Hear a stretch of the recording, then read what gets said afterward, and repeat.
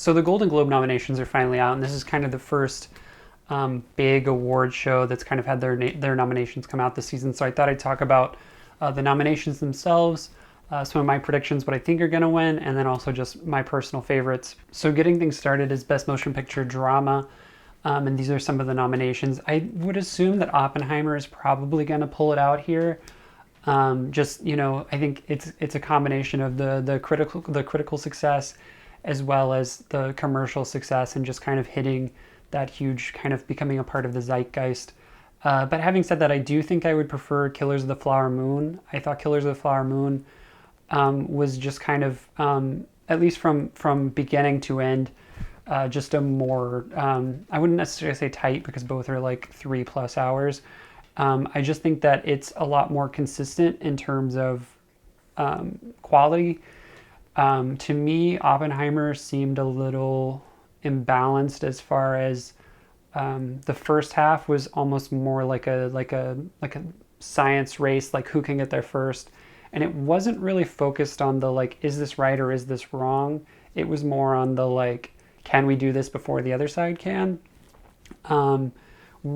Whereas the second half kind of becomes like, was this a terrible thing to do, and have I ruined countless lives? And I think it ends feeling like that was what the whole movie was about, but it really only becomes that when it's necessary in the story.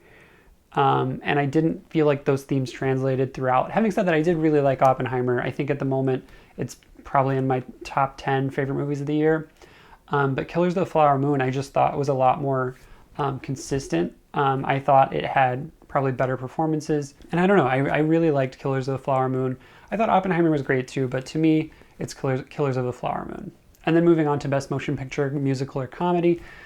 This is tough because two of my favorite movies are both nominated. My top two movies of this year so far are Barbie and The Holdovers. And for that reason, I really don't care between these two which one it will be. But I do think prediction-wise, it's probably going to lean more towards Barbie. And like that would be interesting too, right? With the whole Barbenheimer thing, if Oppenheimer won drama and Barbie won comedy and they like get wins together, I feel like that fits into their whole thing. And then as far as Best Director goes, I do expect Martin Scorsese to edge out Christopher Nolan for Oppenheimer. I think Martin Scorsese and Killers of the Flower Moon will take it here. I think just based on the reception to Killers of the Flower Moon, and also just honestly Martin Scorsese's kind of legacy, I think he's going to get this one. And he's also the one that I think deserves it, to be clear. But I do want to talk about, I'm confused why Bradley Cooper is part of this list. To me, the direction of Maestro was one of the weaker parts. It seemed like a very confused movie that didn't really know what it was about or what it wanted to be about. So his inclusion here is kind of confusing to me because I think there were several other choices that could have taken this spot. And for Best Screenplay, I do expect Past Lives to squeak out a win here. It just seems like that kind of movie, that has a really tight screenplay, really well received, really well written. I think it's probably going to take that. But I do hope that Barbie wins that. I think the Barbie screenplay is amazing. I would really like to see them win that one. And then we're moving forward to the acting categories now. We've got Best Actor in a Drama. And to me, it's Cillian Murphy. I don't think he really has much competition here at all. If it's anyone other than Cillian Murphy, I'd be pretty surprised. Not that I think he has the best performance of the year. I think he has one of the best. I just think compared to some of these other nominees, he's the one that's got the momentum. He's got the performance. And I just think he kind of has that in the bag. And then Best Performance by an Actress in a Drama. This is another one that I think is already kind of set in stone. If Lily Gladstone doesn't win this, I'd be pretty surprised, and I also think she deserves it. But I do want to give a quick shout out to Carey Mulligan in Maestro. I thought that movie was really kind of stood on the back of its two performances, and she was definitely one of those. Maybe even the best performer in that movie. So I definitely think that she deserves some recognition, but I don't think she's going to be able to get above Lily Gladstone. And then as far as Best Performance by an Actress in a Comedy, I think this is another one that Emma Stone kind of has it locked up. I think Natalie Portman was great in May, December. I thought Margot Robbie was great in Barbie. But Emma Stone just kind of, I just don't see anyone else taking this category from her. And then when it comes to Best Performance by an Actor in a Musical or Comedy, this is actually a pretty solid lineup, plus Timothée Chalamet. But I would expect this to be Paul Giamatti. I think Paul Giamatti deserves it. I think Paul Giamatti arguably has the best performance of any category this season. So I'd be surprised if he doesn't win it. He's who I really want to win it. But also, basically, all of these other performances are great. Also, Nick Cage, Joaquin Phoenix. There have just been so many great performances that have fallen into this category this year. And then when we get to Best Supporting Actor, I think that the kind of consensus is that Robert Downey Jr. is the kind of lock. And I think he probably will win, but at least to me, I always kind of forget he was even in Oppenheimer. I don't really think about him. I don't really think about anybody outside of Cillian Murphy and maybe weirdly Rami Malek. So to me, that's not really a particularly memorable performance. I would really, really, really love for Ryan Gosling to win this category. I think that'd be great. I thought he had one of the best performances of this year. And also I want to give a shout out to Charles Melton. I think he's gaining momentum right now. I think if he continues gaining momentum throughout the rest of these award shows, I think he's got a pretty good chance at an Oscar nomination. And I hope he can pull out a win. I think that'd be a huge underdog kind of thing, but it'd be fun to see that. But again, my personal choice is Ryan Gosling. And then for Best Supporting Actress, I think it's probably going to be Julianne Moore here. But I also want to shout out Rosamund Pike. I thought she was a highlight of Saltburn. So funny, such a great performance. I just think May December maybe has a little bit more hype behind it. A little bit more prestige, and Julianne Moore also is just Julianne Moore, so that's kind of where I expect that award to go. But shout out to Rosamund Pike. And now we're moving on to TV, and as far as TV and a drama, this is the year of Succession. Obviously, it was its final season. It was a great season. It's going to win a ton of awards, and I think it's almost definitely going to take home this award, and it deserves it. That's where my vote goes as well. And then when we move on to Best Television Series Comedy, we have a lot of choices here. And even though Jury Duty kind of took the world by storm this year, I see this going to Barry. Barry had a really, really, really strong final season. A lot of hype behind it, a lot of great performances. That's kind of where I see this going, and that's also what I would say probably should win this category.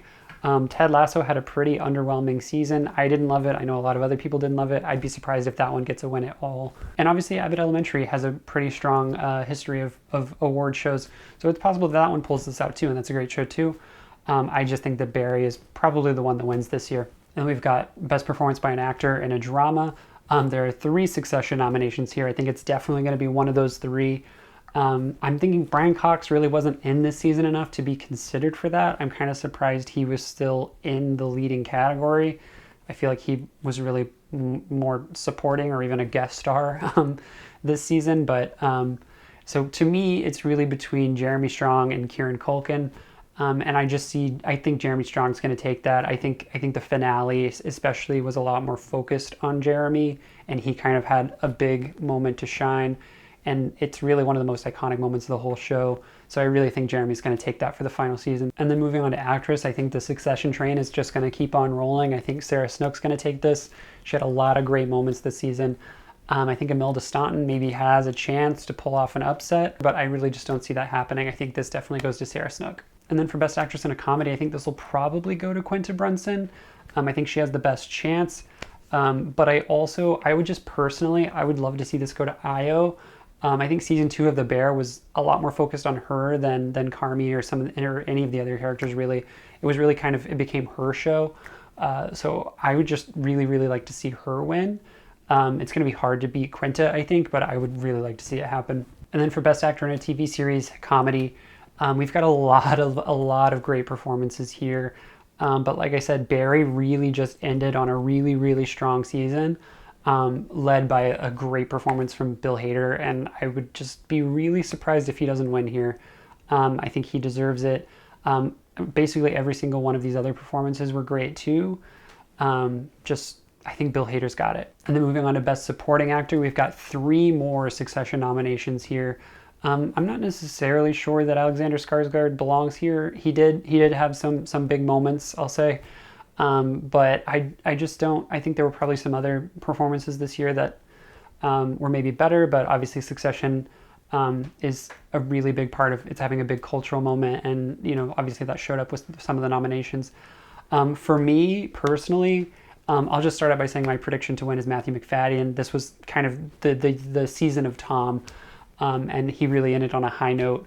And Matthew McFadden's been incredible throughout the entire run, but especially in this season, I thought he was great. I think he's probably going to win, but having said that, I really, really, really want Alan Ruck to win. Connor's my favorite character in Succession. I thought he had a lot of really, really like weirdly touching moments this season. I think usually he's kind of like the comedy kind of wild card character. But he just had like his whole like I don't need love scene, the scene where he finds out that Logan is dead, the like, you know, I never got a chance to make him proud of me, like that whole thing. I just thought that those performances and those moments were so strong. I would love to see Alan Ruck win, but it's gonna be, I would say, impossible to beat Matthew McFadden. And then moving on to Best Supporting Actress, Ted Lasso had a really, really down season. It was not a strong season at all. But having said that, one of the highlights of the season was Hannah Waddingham. She just plays that character so well. And even though I think her character development was maybe a little stunted by the writing, you almost couldn't really tell by her performance. So I expect her to win that. I think she probably will win that. But having said that, I do want to point out that Christina Ricci also had a really great performance in the second season of Yellow Jackets. I just don't think that she's going to be able to beat Hannah Waddingham. And I think Hannah Waddingham deserves it just a little bit more. And then moving on to the limited series, I think Beef just has way, way, way more hype behind it than any of these other shows. Daisy Jones and the Six was fine. I didn't think it was great. This isn't a particularly strong year for the limited series, and Beef just had universal acclaim, so I'd be surprised if it doesn't take this one. And then for Best Actor, I'm also going to say that Steven Yeun takes this one. I don't know that Steven Yeun has ever won a Golden Globe before, so I'd really like to see him win one. He's got some pretty strong, I would say strong performances, and also just strong actors that he's going up against. Actors of, you know, maybe more notoriety than him. But I really do think he's going to take this one, and I think he definitely deserves it. And then for Best Performance by an Actress, I think this is one of the only limited series categories where Beef isn't going to take it. I thought Ali Wong was really great, but I just think that Elizabeth Olsen for Love and Death was maybe just better, and that's who I think is going to take it. That's who I think maybe should take it. Having said that, if Ali Wong is able to win for Beef, she was really great as well. And then for Best Original Song, there are so many nominations here, and 3 of which are for Barbie. All great songs from Barbie. I think the only way that one of the Barbie songs doesn't win is if they just split the vote because there are so many of them. Having said that, I don't think that's going to happen. I think this is going to go to What Was I Made For? I think that's the runaway candidate for this category. I don't see it going anywhere else. I personally am more of an I'm Just Ken guy, but I also love What Was I Made For? And it probably is technically the better song. I'm Just Ken, it's just catchy. But I want to point out here, remember when the Super Mario Bros. Movie came out and everybody was super into Peaches and was so happy that it was eligible for these award shows for Best Original Song, and we were all like, Peaches is going to win, we're going to make Peaches win. But then Barbie came out and just ruined that by having like one of the best soundtracks of any movie ever. And then for Best Animated Feature, I think this isn't a super strong category this year, but I think it'll go to The Boy and the Heron. I'm not the biggest fan of the movie, but it has had kind of universal acclaim, and obviously with Miyazaki coming out of retirement to make it, I think it just has the kind of, you know, historical importance behind it. So I think that's going to take it. But personally, for me, it would be Elemental. I thought the marketing for Elemental kind of did it dirty a little bit.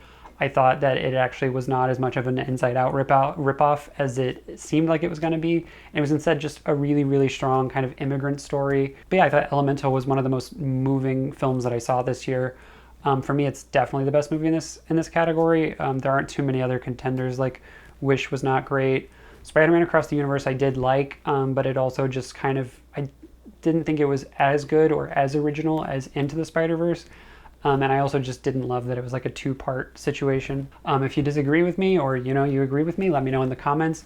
And if you want to see more videos like this, don't forget to like and subscribe.